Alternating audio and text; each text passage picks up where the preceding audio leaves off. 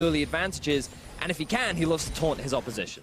And you can see Thorgren has learned a little bit as well, because last time he teleported straight back into lane and got caught out once again. This time he is still getting forced away by Forlan. And that's quite a lot of damage onto the Cho'Gath. Forlan does need to be careful because Crash is on his way, has the Blast Cone.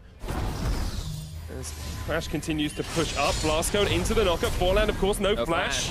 We'll have to try and get away, but the silence comes out from the Feral Scream. Trying to get to that first burrow and then looking for the second one. Goes into one.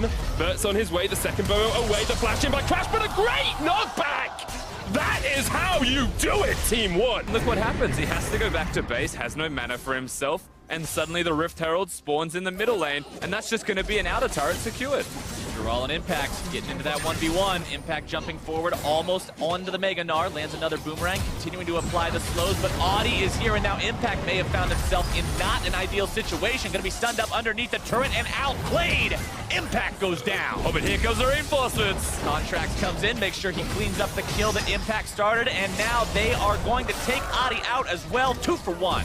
Going the way of Cloud9. Mystic in this case actually might go with Zen. Good, yeah. Yeah, lots of magic damage on the opposing team. There's Condi, yeah, there's a big double Cataclysm. It's in fact the Cataclysmic entrance as Big Core is going to get evaporated, and it's a double kill from 957 with the equalizer from downtown. He gets quadra kills at level 2 underneath turrets and bottom lane, but here it is, that Cataclysmic entrance that we saw before. It's the kind of replay you could watch a million times over when you see combos like this be successful. Can he shut down Thorgren and keep Fenerbahce guessing as to his position? Not if Thorgren goes mid lane. That's what Thorgren does best. Ganking with Bosun. There we go. Comet of Legend. Mark flashes away. Thorgren looking for the engage. The Star Surge connects. The Voice of Light as well. The Shockwave does not. And Mark goes down, but Bert is able to lock Thorgren underneath the tower, and it ends up being a 1-for-1 trade. Forlan on his way. Bosun still does a lot of work with that Celestial expansion. The explosive cast comes out. The flash away from Vert. But now the mid lane is down for Team 1.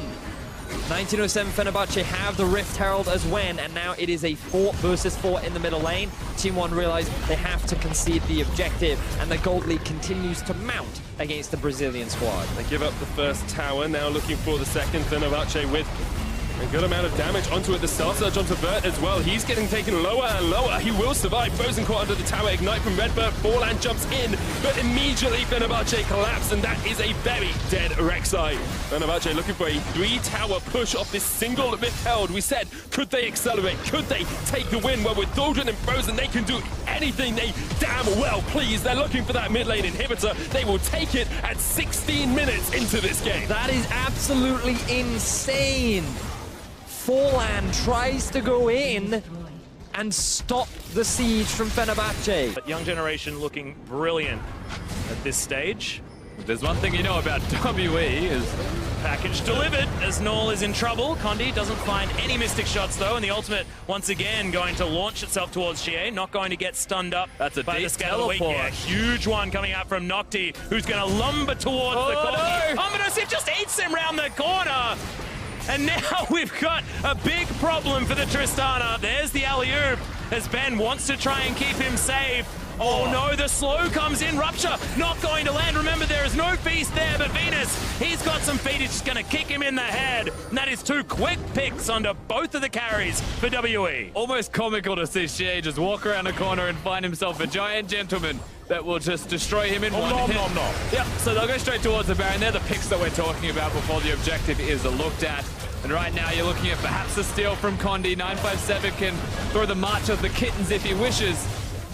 Well, they're going to have to try and do something here as they're all standing behind the Baron. True shot below. Oh, he's going to take down Pallet and now gets himself towards the back of the pit. Their health bars are so low because it's and he steals away the Baron. Massive play from Condi, and the Monsoon keeps him alive afterwards. This could have been the turnaround WE were looking for, despite the fact that the gold isn't too much different. To get the inside track and to actually be able to contest for this Baron is one of the hardest things for them to do. They've got the vision now, Young Generation, they've just started it off.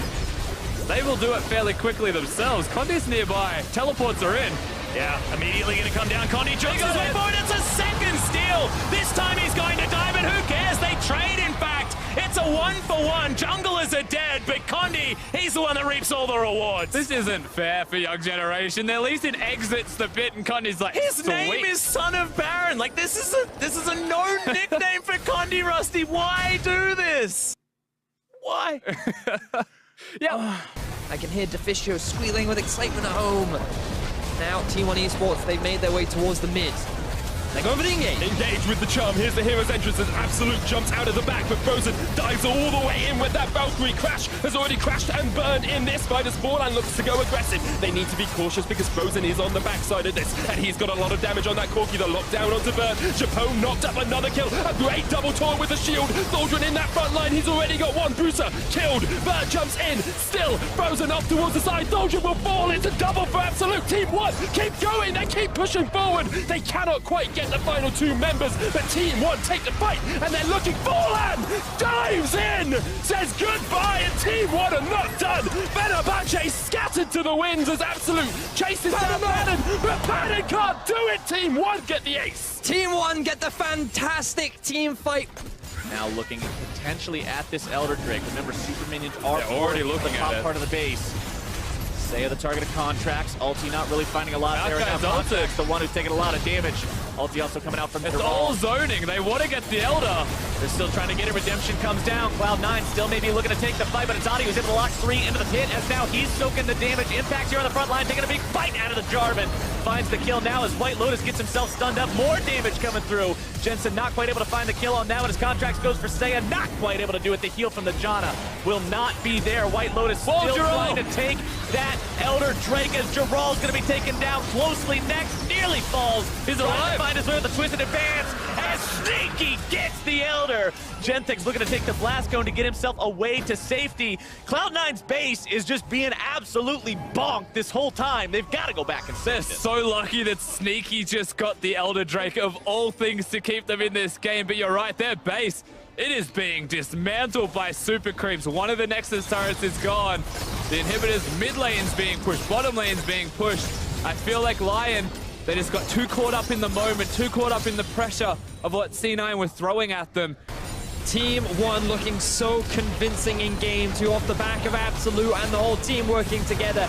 They're going to get the game back and they're going for another fight. A final engage from 1907 Fenerbahce, but Bruiser does not care. He steps forward. The Valkyrie comes out. That's the package use.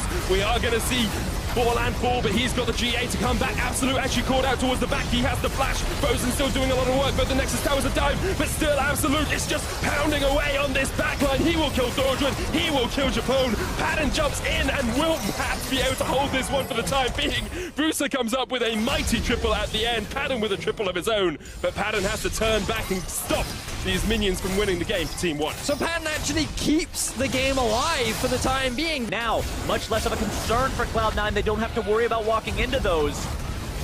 Audi flag and drag over the wall to keep himself safe. Cloud9, they realize there's that many minions in their bottom lane. They're picking it right now. They're saying, look, it's time to do or die. To deal with We it. say do. Cloud9 starting up the Baron. Got it down to about half HP. Nature's Grasp comes out from the Maokai, trying to lock these guys down. Contracts coming in. The QSS Finds was the back. ulti, but the QSS was back up. White Lotus going to be kept alive for now. Tanks on the front line doing exactly what their namesake says. Geralt and Audi trying to stay alive, but the first kill goes to Sneaky. Sneaky's damage is incredible, though. Looks like Cloud9, with the reset of Smoothie's ultimate, they're not respecting the base. It is starting to die. One inhibitor's gone, but they're back on the Baron. Look at Audi. Cloud9 trying to take this Baron. Their base is being taken apart, though. They've got to make sure they finish this off cleanly. Baron down to about 3k HP. Audi comes into the pit, but it's secured by Contracts. Audi likely going to drop here as a result of jumping there into the pit. Now Sneaky on the killing spree. They're finding the kills onto Lotus and Genthix as well. It's one man versus the world. Seiya stands alone. Still the triple kill for Sneaky. Teleport there from Impact. They are not looking at defending their base at all. They want to end this one right now. 4 people dead for a very long time. You would have to imagine the Cloud9 can do this. As long as they walk in 1 minion, Seiya's got Rogue. Seiya knows that he cannot defend 1 versus 5. He is got going for so the outplay. rogue. Cloud9 has 1 minion there. Seiya trying to flash, clear these minions out of the way, but it will not be enough. 61 minutes into the game, and Cloud9 finds the win. That was a very long, intense game for both of these teams, but ultimately Cloud9, They're able to put themselves up on that pedestal 2-0 in the best of 5 series.